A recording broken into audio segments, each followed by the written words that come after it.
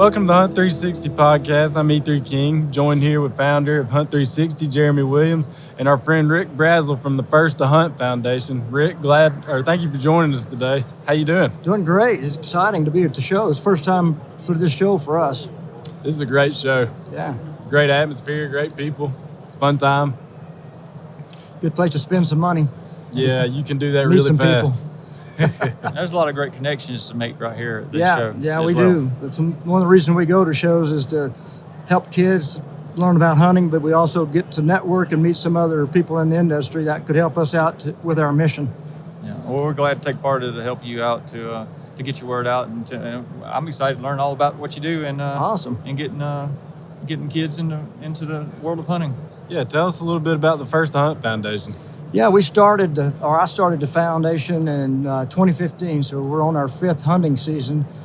And kind of where it ended up starting was I was in Washington, lived in Washington, and I had 20 acres there, and I let anybody bring their kids there for their first hunt because I didn't have very much land. And I had 5 kids come and shoot their first deer there. And I remember how excited they were about that. And years later, I'd see those kids on the street, and they'd come up and just say, "Thank you, Mr. Brazell, for letting me shoot that. I'll never forget that." And I thought, what if I could duplicate that feeling by hundreds and thousands of times, that first hunt, that first experience?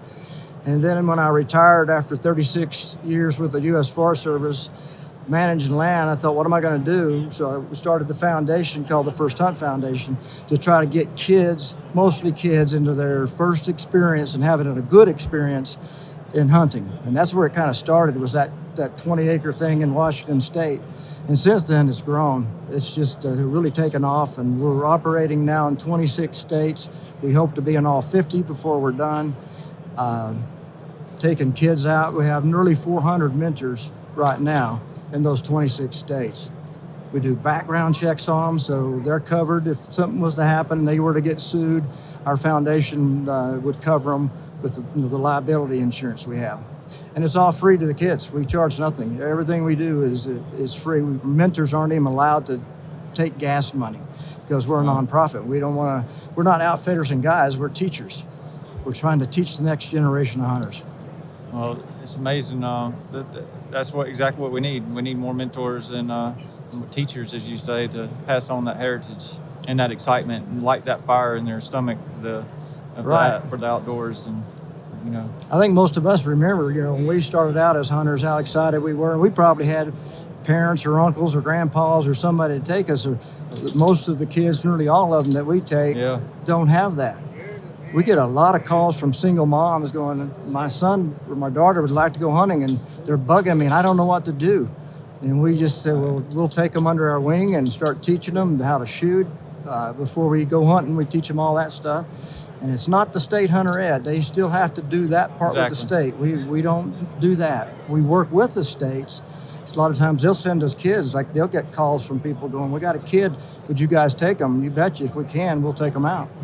Yeah, I actually had a call the other day, a message on Instagram from a lady who had a 9-year-old daughter that wants to go hunting because her classmate friend is hunting with her father, but she was a single mom with a daughter, and she didn't know what to do. And I was like, we have a local foundation at home, and I set her right up. I said, this is who you need to contact. And sure enough, they started taking hunting. They sent me a message where they passed the hunter safety course that following week online, and they did a hunting trip. They didn't have any success yet, but they did it. It was pretty cool. Well, there's a national statistic, and I don't remember the exact number, but something like a quarter of the kids that take the hunter ed actually never go hunting because they go with a friend or something. They come through the class with me, and they'll go to the class, and they've got the credentials, but then they can't do anything with it because nobody in their family,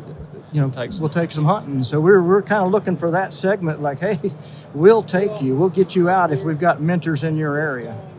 So how fast, as far as what y'all are doing, have you been able to tell the effect on bringing new hunters in and reversing that issue that you see? Right. Well, that's a nationwide issue. We call it moving the needle. Are we doing enough to move the needle to keep hunting around? And that's a tough question. And there's lots of other groups like ours out there, and the states are operating right now as what's called the R3 movement. I don't know if you're familiar with the R3 movement, but it's recruiting new hunters, retaining the hunters that you currently have so they stay in the sport, and re-engaging hunters who have quit hunting. And we do all of that. Somebody's quit hunting because their kids grew up, as an example, and we'll say, hey, come back, we'll supply the kids for you so you can keep doing what you like to do. You just quit doing it because you didn't have any family home. So we do that. But moving, we get data, as an example. We did 2,600 days last year of taking kids either hunting or training them in a hunting aspect, shooting, that sort of thing.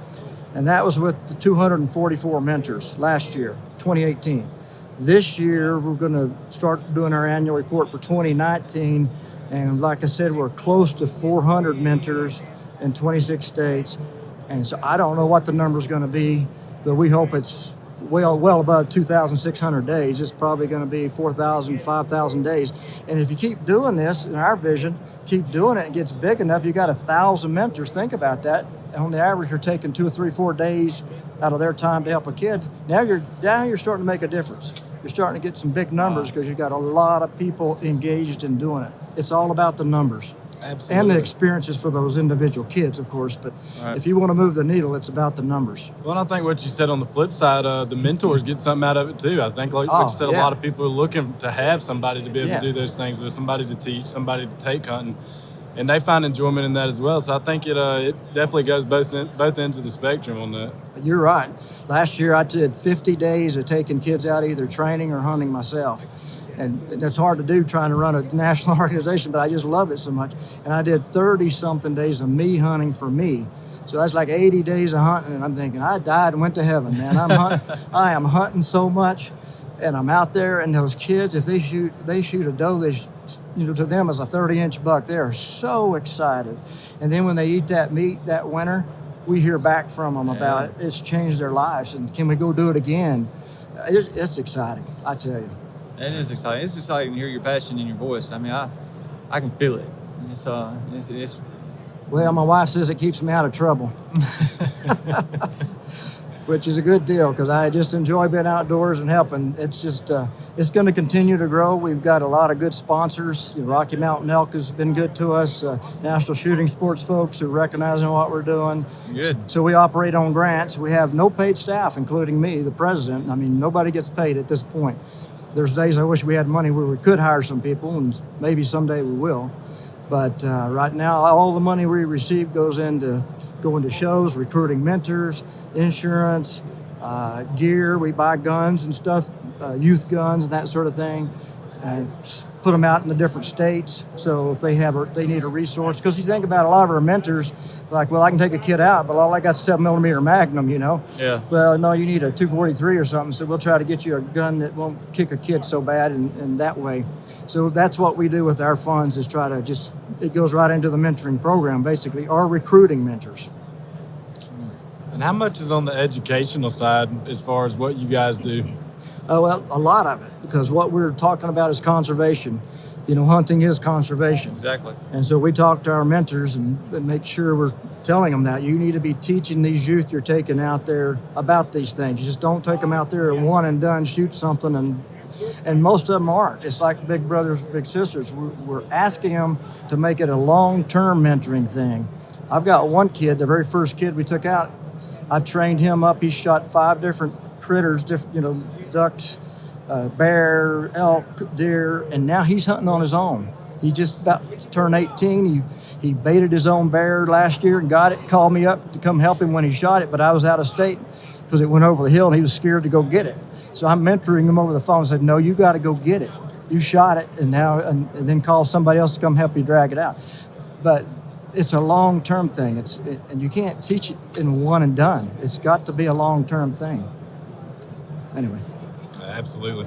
Yeah, it's just it is long term. I mean, it's a long term investment. I mean, that you get to see pay off dividends years and years down the road. Right. Especially these people, especially when you start seeing some of these youth become parents and they start passing their that next generation. Yeah, I had one story. It was a really good one. This young boy I was telling you about, he shot his deer, and I taught him how to field dress it. So we were out there doing that. So he comes back to me a week later, and he says, hey, could you take my grandpa out? He's never hunted. He's 56 or something like that. And I go, sure. And so we take him and his grandpa go out with me. And his grandpa shoots his first deer.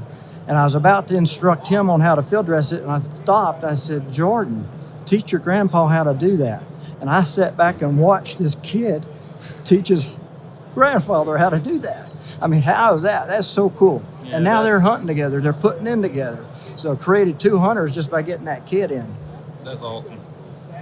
That is awesome. I mean, he got to experience that with his grandfather and then show him what he had learned. Yeah. I can't imagine what you felt. I don't know if that's passing it forward or passing it back. I guess as long as you're passing it one way. Well, that's right. As long as it's going somewhere, it's getting there. That's right. Moving the needle. Yeah, that's right. They did a good job, and they're putting in together now. They're hunting together, and I just think that's so awesome. Yeah, that is really awesome. Well, it's a cool thing that y'all are doing, and it's really cool to hear about it. How can our listeners, how can we get involved in being a part of what you're doing? You betcha. Appreciate it. Well, go to the website, firsthuntfoundation.org, and just kind of look at what we're doing. We have 3 programs that we emphasize. Our first one is the mentoring program, the actual getting out and taking somebody out. Another one is what's called the Hunter Appreciation Program. And what we're doing there is that whether we mentor them or not, any person in the nation could go online. They shot their first duck, let's say, and they can fill out a form. It comes back to us. We will send them a congratulatory certificate with a duck picture on it, going, way to go, you're a hunter now, to kind of counter that anti-hunter stuff. So they're getting a pat on the back. So you think about a kid's getting this big envelope. Mom and dad usually get the big envelopes. They don't know it's coming because somebody else puts it in. They get it, open it up. They get a personal letter. So far for me, I'm able to write a personal letter because in there it talks about the details of the hunt. And I'll say, hey, I hear you shot your first deer with your grandpa's 30-30 and you did it at 40 yards. And the kids were going, how do they know that? You know, they're kind of like, these people know that. It's got our logo on it. It's got a big certificate. So they're getting a pat on the back. They feel appreciated. And they feel appreciated that hunting is a good thing. It's not a bad thing. And then the last thing we do is what I call A to Z hunter education. Not the state thing, but literally the mentor training them from, oh, you've never even been in the woods. Let's go out in the woods. You've never sighted in a gun. You never put up a stand. You've never processed a deer. Anything to do with the outdoors and hunting. That's A to Z. And those are the 3 programs that we emphasize. I mean, my hat's off to you. You're really, I can see it. Matter of fact, when we get done with the show, we'll put you on our platform, create you an account, and so our followers can find you easier and help get you to their website and help your organization get some exposure. That's perfect. Yep. We get the names in. They can apply to be a mentor online as well. We do a background check on everyone. We have to do that. Our insurance requires it. We should do it anyway, just to make sure there's not any. We've turned down, quite a few folks that had some bad stuff on their records. We won't take them. We want to get those folks that we feel that we can trust to take people out there. And so that's part of it, the background check is. Definitely. Well, and I think it's cool what you're saying with the certificates. I really like that because I think, you don't have to go very far out of these walls or out of the walls of the hunting community to hear how bad hunting is and what a terrible thing it is, especially, for younger people. And so as much as you hear that, I think it's very cool to get the opposite side of that with what y'all are doing with those certificates. That's neat. Well, that's what we hope. You think about these youth, they're going to be the future voters. They're going to people at the office around the water cooler talking about hunting, and somebody's going to be bad about hunting, and they're going to go, wait, even if they do it once and they have a good experience and they don't continue on, they're going to sit there and hopefully be an advocate for hunting, going, no, hunting's not bad. I don't do it maybe anymore, but I did it once, and it was a good experience. Yeah. That's what we're hoping to get them to view hunting as a positive thing. We hope they stay in it, but some of them may not do it. Yeah, you never know who you're going to influence, and who you might influence the next president of the United States one day. That would be powerful. I mean, you just don't know. That's right. So, and you could be a real blessing to our Lord. Could be blessing to our society for what you're doing. You like you say, you just never know. Right. So, I mean, it's really cool to see what you're doing. Appreciate that. Appreciate you letting me come talk about it. Yeah, it's been our pleasure having you on. All right.